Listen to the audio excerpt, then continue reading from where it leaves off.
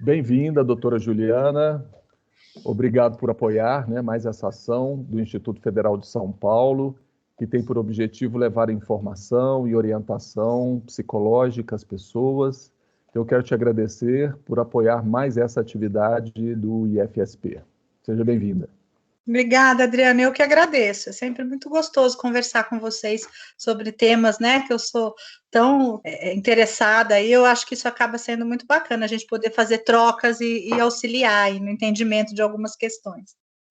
É um prazer te receber, e antes de iniciar a nossa conversa, eu gostaria de lembrar que o objetivo deste vídeo é levar informação e orientação, como eu disse agora há pouco, orientação psicológica às pessoas, e também fortalecer o trabalho psicoeducativo de campanhas como o Setembro Amarelo. Esse vídeo vai ser divulgado agora no mês de agosto, e então acho que é importante a gente falar um pouco sobre essa campanha. Então daqui a pouco a gente retoma aí esse assunto. E eu vou começar então pedindo para você se apresentar. Então fique à vontade, para se apresentar. As pessoas já te conhecem porque você é parceira do Instituto Federal de São Paulo, já participou de outras atividades, mas eu acho importante uma apresentação antes da gente iniciar as questões. Sim, eu vou ser breve porque já somos grandes amigos aí, eu e o Instituto. Eu sou a Juliana, eu sou psiquiatra, eu sou formada em medicina pela Faculdade de Medicina de Ribeirão Preto, tenho residência em psiquiatria pelo Hospital das Clínicas, tenho uma residência complementar em psicoterapia, fiz uma formação de psicoterapia psicanalítica e de crianças, mas assim, além disso, sou mãe, sou filha, sou esposa, então eu acho que tem outras coisas que também qualificam a gente para falar um pouco sobre a psique humana, sobre as questões, sobre o sofrimento humano, que não estão ali só no currículo. Então, eu sempre gosto de falar isso quando eu vou me apresentar. Eu sou de São José dos Campos, nasci em São Paulo, mas vim para cá. Estou fazendo a minha vida aqui nessa cidade, já vai fazer 14 anos que estou aqui de volta. E hoje trabalho, já trabalhei em várias instituições públicas, já trabalhei em hospitais, já trabalhei, várias frentes aí. Hoje eu estou só no consultório, já vai fazer, se eu não me engano, 7 anos aí, exclusivamente no consultório. Então, mais uma vez, seja bem-vinda. Obrigada. Eu que agradeço aí toda a sua receptividade e o convite sempre. Então, vamos começar a nossa conversa com a primeira questão. Existe saúde mental mesmo em momentos trágicos como este da pandemia?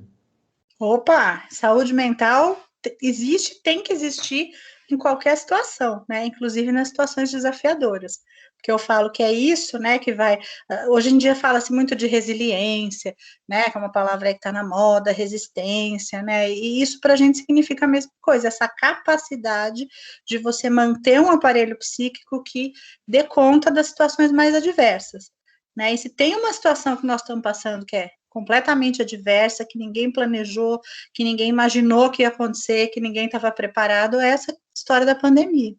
Então, tivemos a nossa saúde mental testada, colocada à prova, colocou-se uma luz muito grande sobre isso, como é que a gente faz para encarar uma quarentena, como é que a gente faz para encarar um isolamento, como que a gente faz para encarar essa ameaça, e a forma que cada um encontrou para lidar com isso está diretamente relacionado a essa saúde mental. Então, eu acho assim, não só existe, como precisou ser cultivada, precisou ser vista de perto, foi valorizado, e é uma coisa que eu acho que talvez é um dos grandes aprendizados que a gente vai levar para a vida, aí depois que passarmos aí por essa situação, é a importância da saúde mental para manter a gente na linha aí, diante de todos os acontecimentos, Sim. Quando a gente fala sobre esse assunto, a relação entre a pandemia e saúde mental, é importante a gente lembrar que a pandemia afetou positivamente e negativamente a saúde mental, das pessoas, Então, muitas vezes as pessoas acham que a saúde mental está muito prejudicada e que não há saúde mental num contexto como esse, Mas há pessoas que estão se reinventando. Sim, sim.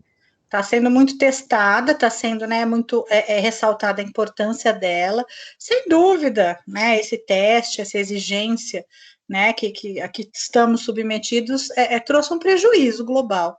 Mas, assim, eu acho que teve muita gente que conseguiu, com essa percepção, investir, ir atrás, cultivar, né, e vai acabar saindo dessa situação com um entendimento e com um cultivo maior da saúde mental. Vamos agora pensar um pouquinho na sua área de atuação, e aí eu te pergunto, né? É possível exercer a psiquiatria sem a prescrição de medicamentos? Como a psiquiatria pode contribuir para a despatologização da vida? Ótimo, gostei muito dessa pergunta, né? Porque, assim, às vezes a gente tem essa tendência de achar, né? A primeira coisa, outro dia eu vi um pessoal explicando o que era a diferença entre um psicólogo e um psiquiatra. E aí a primeira coisa que as pessoas falam assim, o psiquiatra passa remédio, o psicólogo não. Né? Então, assim, parece que é o divisor de águas. Né? Então, assim, temos alguém ali que vai te passar remédio, que vai te encher de remédio. Né? E não é isso. Assim, né, para ser um pouquinho mais precisa aí na descrição e também sucinta, o psiquiatra tem uma formação médica, sim, entende, né, sobre alguns processos do ponto de vista da psicobiologia, da fisiologia, né, então explica alguns fenômenos com uma base biológica, mas isso não necessariamente vai incluir, né, que sempre vai ter uma prescrição de remédio. Hoje a gente sabe, né, da multifatorialidade das coisas, que, assim, o estado nutricional, o exercício físico, né, algumas suplementações de vitamina, algumas coisas são muito importantes, até para a gente conseguir, não se trata só de neurotransmissor. Né, esse modelo reducionista da gente explicar uma depressão, eu hoje, né, com a formação que eu tenho também de terapia, hoje eu não acho que uma depressão pode ser explicada única e exclusivamente por uma alteração nos neurotransmissores em determinada área do cérebro. Né? Temos a nossa forma de reagir diante das adversidades, temos a nossa estrutura. Então, assim, a mente é algo muito rico para ser explicado de um ponto de vista reducionista. Aí só de, bom, é uma química aqui e ali que a gente regula. Né? Sem dúvida, algumas informações, algumas, né, descobertas aí da ciência ajudam demais a gente no tratamento das patologias mais graves, mas, assim, hoje, né, um psiquiatra antenado, um psiquiatra que estude, um psiquiatra que está atualizado, não parte só da prescrição de medicamentos. Né, eu sempre falo, até voltando um pouquinho na questão da saúde mental, né, a gente tinha um conceito antes que saúde era algo que se ganhava e se perdia. Né, então, era um bônus. Você nascia com saúde, você tinha um azar, perdia a saúde. Hoje a gente sabe que saúde é conquista, né? É o tempo todo a gente indo atrás de manter, de otimizar as coisas, de preservar, né, algumas coisas que a gente tem. Então, é a dieta, o exercício, é a cultura, é o pensamento, é a maneira da gente agir, é o jeito da gente lidar com as adversidades, né, e a química também. Então, assim, respondendo mais diretamente sua pergunta, não é em todas as situações que o psiquiatra vai prescrever remédio. Né? Não é, hoje não faz parte da nossa prática, sem dúvida a gente prescreve sim, né? As pessoas procuram a gente, e às vezes é natural que a pessoa procure também quando está num estado de sofrimento que provavelmente, né, está mais agudo, está mais grave, a gente precisa intervir talvez mais rapidamente, mas não é um divisor de águas nesse sentido, ó, pisou no psiquiatra, vai ganhar uma receita de remédio, né, e não vai. Hoje em dia é muito mais difícil. Eu falo que antes, quando o pessoal tinha essa cultura também da medicação, parecia que era mais fácil. Né, ó, tá aqui sua receita, tchau, volta daqui um mês. Né, hoje vai e fala assim, como é que tá o seu consumo de cafeína? Como é que tá o seu exercício? Como estão os seus hábitos de vida? Que hora você está dormindo? Então, assim, o paciente às vezes sai com muito mais tarefas do que uma prescrição. Sim, você usou o termo aí agora, medicação, né? E a gente sabe também que existe um outro termo que é a medicalização. Essa questão, de certa forma, ela também tenta, né, esclarecer a diferença entre esses dois termos, né? Uma coisa é você medicar, uma coisa é a medicação, né? É prescrever medicamentos, e outra coisa é esse fenômeno da medicalização, né? Tem uma discussão aí sobre esse termo, mas há um consenso de que seria o excesso de prescrição, né? Talvez pelo profissional ou por uma demanda, né, mal orientada ou pouco orientada, que acha que o remédio é a única solução para todos os males e todos os problemas, né? Eu acho que os dois, né? Eu acho que os dois, sem dúvida. Então, assim, tem essa tendência, né, cultural de se achar que tudo agora é doença, né? Tudo é uma doença, então doença requer um diagnóstico e requer um tratamento e é um remédio. Então, quando a gente fala de medicalização, eu acho que é isso, né? Tudo vira patologia, tudo vira doença. Não é raro eu receber, às vezes, as pessoas no consultório. Outro dia eu recebi uma pessoa que estava passando, teve uma perda recente, estamos enfrentando, né, a questão da pandemia, a pessoa perdeu um ente querido para o Covid, chegou e falou, acho que eu estou depressiva. E aí a gente começou a conversar, o parente tinha morrido há 40 dias, eu falei, você está de luto, né? O luto é um processo, você teve uma perda grande, né? Isso não é depressão, né? É uma tristeza. Então a gente tenta, nem toda tristeza é depressão, nem todo luto vai virar uma depressão. Então assim, as pessoas, estou muito triste, estou deprimida, quero um remédio. Né? E isso é um caminho que não só não é efetivo para a gente abordar as coisas, como é muito perigoso, porque impede a pessoa de desenvolver, de utilizar as ferramentas dela para lidar com o sofrimento, para ter o crescimento com aquilo. Né? A gente perder uma pessoa querida é muito difícil em qualquer contexto. Não é o antidepressivo que vai fazer isso se tornar mais fácil. Né? Tem outros recursos que a gente pode ajudar a achar, que a gente pode ajudar a desenvolver, que vai fazer com que o processo seja um pouco menos dolorido, né? Mas não se espera que seja indolor. Então, eu acho que tem excessos das duas partes, né? Eu já vi isso também, vou te dar então um remédio para dormir, que aí você dorme o dia inteiro e não pensa nisso, né? De que jeito a gente resolve? Sim. Me dá um remédio aí que eu não quero sentir o que eu estou sentindo. Sim. A gente falou no início da nossa conversa um pouco sobre o Setembro Amarelo, né, que é uma campanha importante, uma campanha organizada pela Associação Brasileira de Psiquiatria em parceria com o Conselho Federal de Medicina, né, desde 2014. Então, a próxima questão está relacionada com a campanha, né? A gente sabe da importância dessa campanha. Ela acontece em setembro, mas as atividades elas devem acontecer, né, o ano inteiro. Esse vídeo, né, de certa forma, está alinhado aí com os objetivos dessa campanha, né? Os objetivos de valorização da vida, de promoção da saúde mental. Então, aí eu te pergunto, quais as intervenções mais indicadas para os casos de ideação suicida? Ótimo, né? Primeira coisa, né? O que é uma ideação suicida?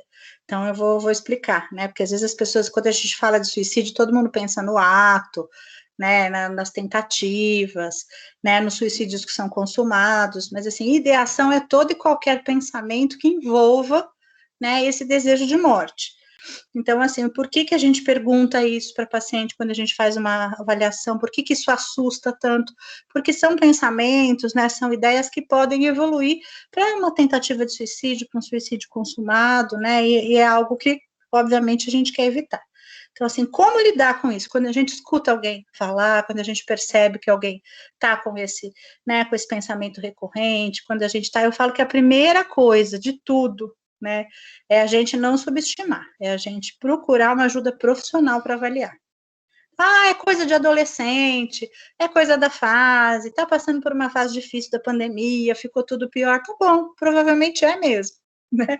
Grande parte das pessoas vai passar por algum pensamento assim, em alguma fase da vida, vai ter uma vida mais difícil. Isso não necessariamente significa que vai patologizar e vai, né, virar uma coisa mais grave.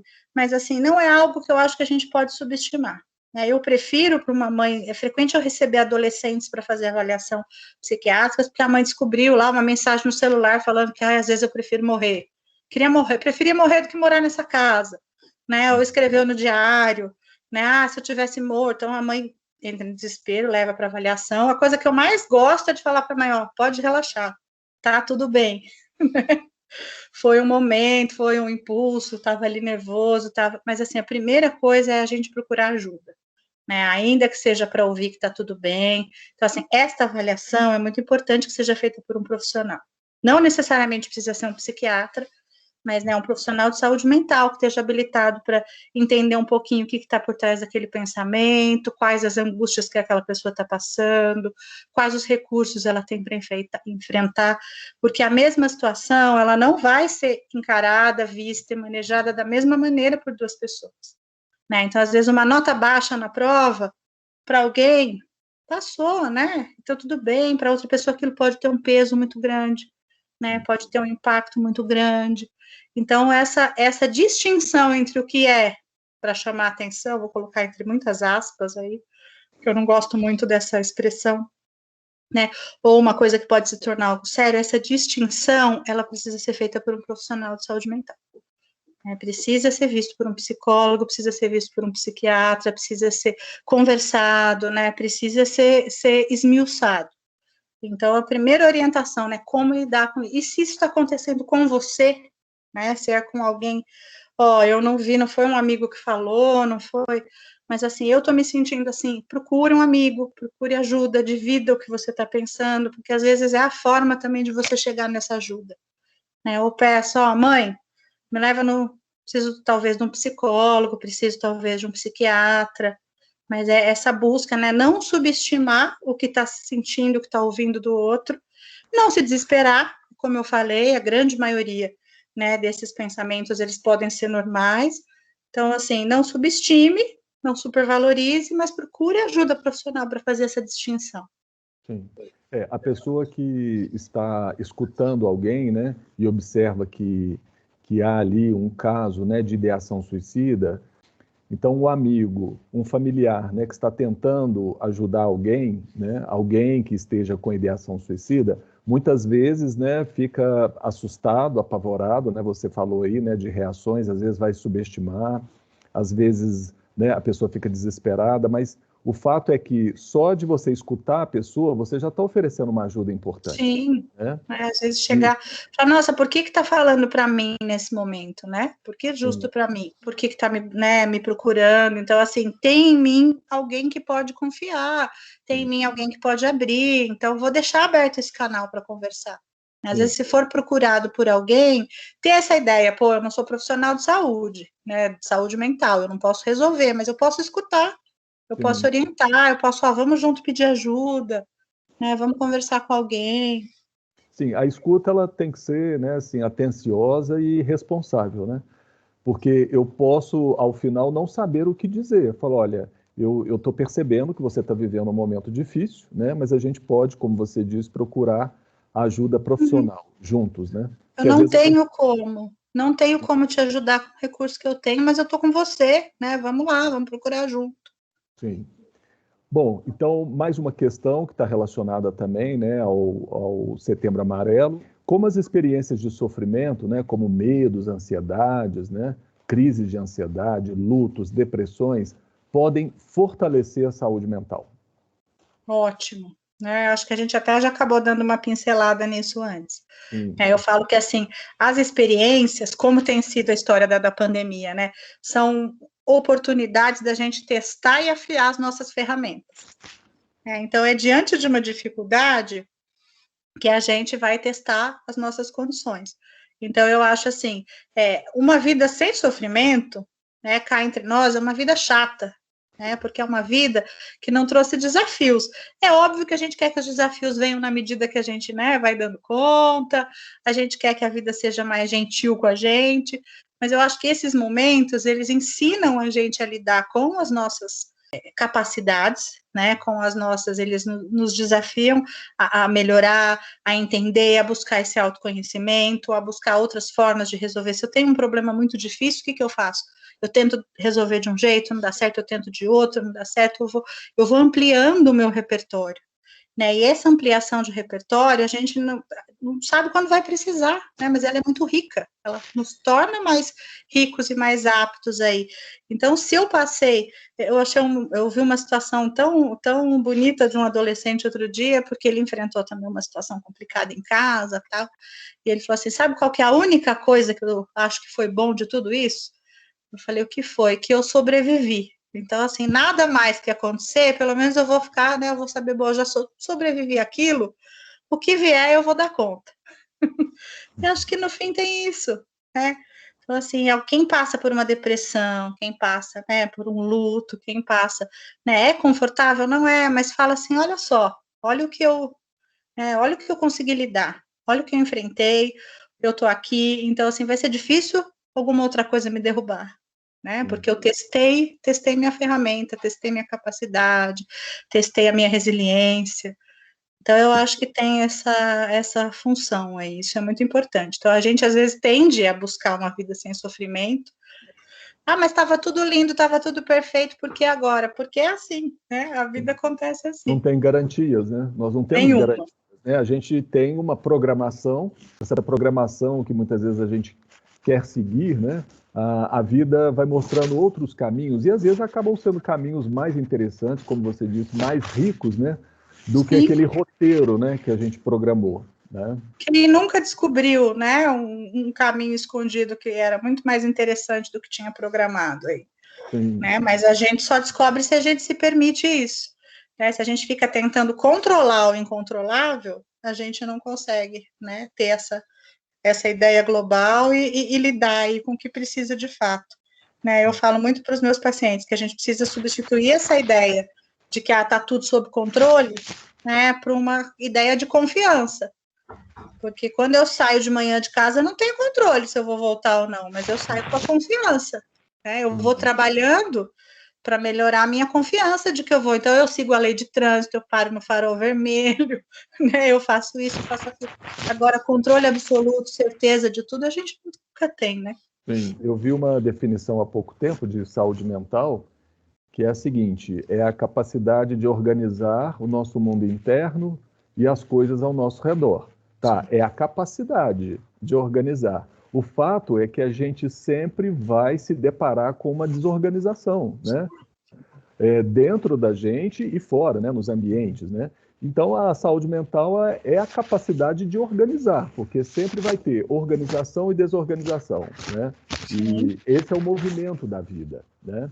É igual uma casa. Se você quer manter uma casa sempre arrumada, nada fora do lugar, você não curte a sua casa, não é isso? Porque não pode Casa mexer que em não mora nada. ninguém. Não pode tocar em nada, não pode tirar nada do lugar, então não tem graça, né?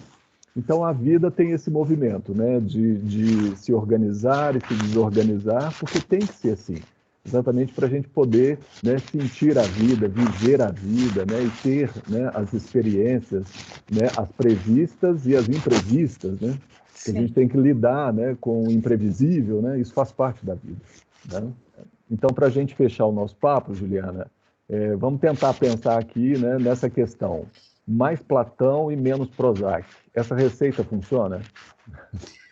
Boa pergunta. Vou ter que sair pela tangente aqui. Eu acho que tanto Platão quanto Prozac funcionam, né?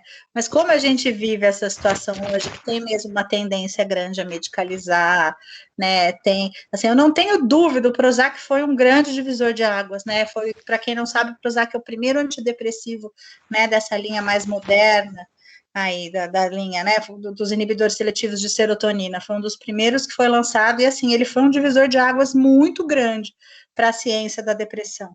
Então, ele ajudou a tirar muita gente de um estado depressivo profundo, ele é usado bastante, até hoje a gente usa, né? Mas nem tudo precisa ser medicado. Então, assim, hoje eu diria, para concordar em parte com você, que a gente está precisando um pouco mais, talvez, do Platão do que do Prozac, né? Mas ainda precisamos dos dois. Eu acho que a gente tem essa tendência, teve essa tendência de medicalizar, de achar que vai resolver o sofrimento de uma maneira fácil, com atalho, com caminho curto, e a gente abandonou toda essa riqueza, né, que é essa, a gente falou bastante, né, nas outras perguntas sobre enriquecer esse repertório, sobre, né, trabalhar as nossas ferramentas, trabalhar o nosso interno, essa capacidade, né, interna de reorganização. Eu acho que aí entra a parte do Platão que está meio deixada de lado e que a gente precisa resgatar, sim. Sim. E interessante porque é uma questão, né, que ela pode se desdobrar, por exemplo, dentro de uma análise ou de uma terapia, né? Lembrando, né, das estratégias, essa é uma das estratégias, né, Juliana, para os cuidados, né, com a saúde mental, né, seja análise ou psicoterapia, né, pode nos ajudar muito aí nessa organização do mundo interno, do mundo externo, saber qual é a hora, né, de usar o Prozac ou de ler mais Platão, né? Então, é importante a gente falar nessa estratégia, destacar, né, a importância, né, da análise e da psicoterapia. Sim, e dessa individualização, né, Adriano, também, porque hoje, às vezes, a gente tem muito, né, tá na moda, já teve aí a moda do coach, agora tá muito na moda da mentoria, né, então, eu vou te ensinar a viver melhor, eu vou te passar uma fórmula do que você precisa estudar, do que você precisa buscar, de que ferramentas você precisa, e isso eu falo que a gente tem que ter muito cuidado, porque é muito individualizado. Então, este processo de análise, de terapia, ele permite olhar que o indivíduo olhe para si, né? Ele está acompanhado, ele está ali, mas assim, ele está fazendo essa percepção, esse mergulho interno para ele, né, perceber e desenvolver e otimizar o que ele tem de recurso interno, né? Precisa ser individualizado, isso é muito importante, né? Sim, sim. Bom, então nós, né, encerramos aqui a nossa conversa. Eu quero te agradecer mais uma vez, né, a parceria, quero te agradecer muito, né, esse apoio que você sempre nos dá nas atividades do Instituto Federal de São Paulo, e eu espero que em breve a gente tenha mais um encontro para conversar mais, né, sobre temas da psicologia, temas da medicina, enfim, né, conversa sobre saúde mental, que principalmente num contexto como esse, né, são tão importantes essas conversas. Eu que agradeço, espero que tenha ajudado de alguma forma, espero que tenha, que eu possa, acho que se eu conseguir esclarecer, se eu conseguir ajudar, né, as pessoas através do que a gente conversou, já estou super, super satisfeita aí, agradeço o convite, é sempre uma delícia conversar com você. Tá bom, então. Obrigado e até a próxima. Imagina, obrigada. Tchau, tchau. Eu.